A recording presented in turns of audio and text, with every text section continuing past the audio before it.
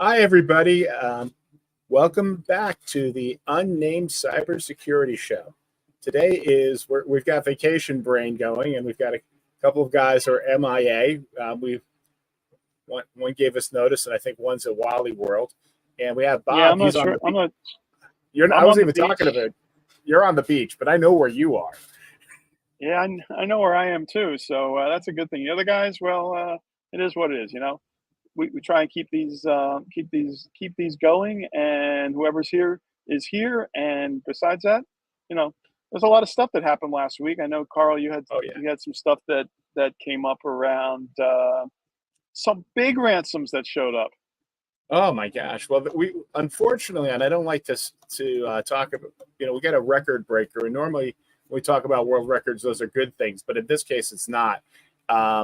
75 Well, the Olympics million. is going on. The Olympics is going on. Yes, unfortunately, there isn't an Olympic event for cyber ransoms. Could you imagine for ransom payments? But these guys got more than the gold. They got $75 million reportedly from a Fortune 50 company. So we're waiting for the other shoe to drop on this, because if it's a Fortune 50, am I right to say that those are all public companies? I actually started looking at that. I think they are. I think to be on that list, you have to be a public company for the Fortune 50, but I'm not 100% sure. And it's really interesting when you read that article to see, this wasn't a public announcement that a firm made a ransom payment, or that a ransom group raised their hand. This was a notice that came out that one of the cyber companies actually saw a Bitcoin transaction to one of the known Bitcoin accounts for the bad guys of $75 million. Well, the only good thing is today it's worth a little less than it was yesterday, if they were getting Bitcoin. So, $75 million, and at the time of the ransom, and on top of that, if it is a public company, the reason why I was asking that question is that company has to file an 8K. It's required by law if it's a publicly traded company, in which they do disclose what has happened and the fact that they've paid a ransom. So if that is the case and it is a public company, that information is going to come out shortly. There are suspicion. There is one company that's high on the possible suspects, but that had a breach that certainly fills that bill. But I don't think that's until we hear that. I'm not going to create speculation on it. If you want to, that's. But I think it's Yeah, so we can't guess. I know the company that found it does know who it was, but they're not really releasing it yet. We can make some guesses, and my guess is going to be it's going to be something that's healthcare related, but I don't know that for a fact. Because those are the guys. It's one of the industries with super deep pockets and super sensitive data that if it gets out, but time will tell. I'm not going to start spreading rumors here based on that, but I wanted to talk a little bit more about CrowdStrike.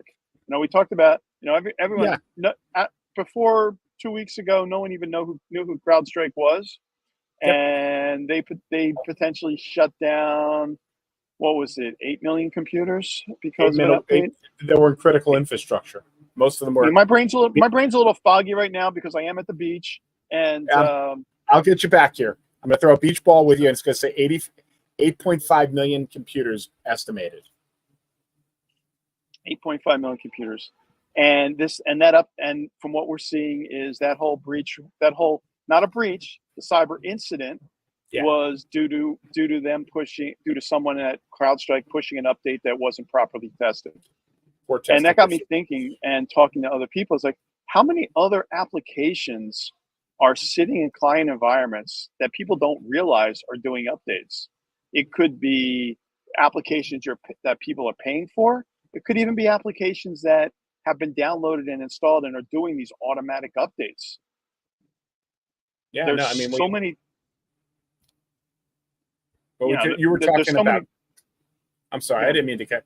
No, go ahead. we're I'm working with the delayed. beach and somebody on work. So when you look at CDK that just also had a breach, that was another one where nobody was, they gave admin credentials and then they had no idea what that program was doing inside of their environments. And Exactly. and so you've got tons of programs like that. You mentioned Clio Drive before. Clio Drive, even things like Google Drive that people might put out there. Are they set up with automatic updates? And then, like I said, being able to really know what applications are in an environment. This is why we talk to people so much about having a real inventory and audit of the applications that are there, because if somebody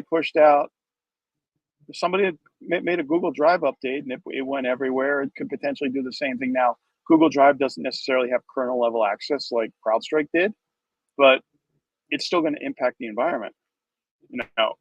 Things like, I don't know, pick your cloud, your SaaS application at this point. It could be Salesforce, it could be Dropbox, it could be anything, S1. These are all applications that are sitting out there. So really, we want to make sure that people have an accurate inventory of what's there, and then a plan if something goes wrong. You mentioned that you were talking to somebody that actually experienced an S1. They got hit with 200 virtual servers on AWS, where they got hit by CrowdStrike. But fortunately, he had the wherewithal. We've been talking, and he had he was on his second IR plan, annual incident response plan that he runs with his clients once a year. And for them, they had done one before about an outside attack, and this time they had done one for critical infrastructure.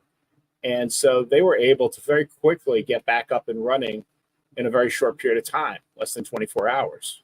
Because as soon as they started to see this, they were able to, address it head on pretty quickly. So, that also goes back to your time, because there isn't a guarantee that you're not going to get hit. But the one thing you want to have is a plan. So when you get hit, you know how to react. Exactly. And also know how to react and where everything is, because trying to find it when your house is on fire, that's going to be a problem, and people are going to miss stuff. So plan ahead and move on. And I think that's all I got for this week. I'm kind of like I was just going to hit one more. I got to target one more thing before you go off to the beach. Okay. We were talking about the $75 million ransom. And I just wanted to bring in the point, well, why is that such a big deal with the record? Well, the last record was $40 million. That was paid by CNA.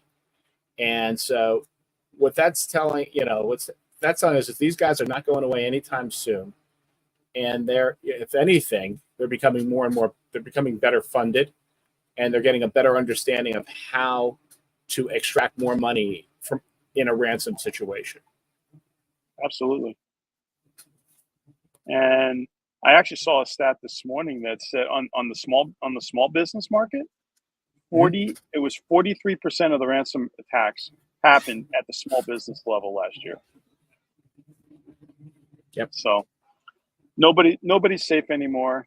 Come up with a plan, save your data, and protect everyone. Keep everybody safe. That's all I got for today. I think that's good. Enjoy the beach, and we'll see you next week. Sounds good. Okay. Be safe. I hope some more people.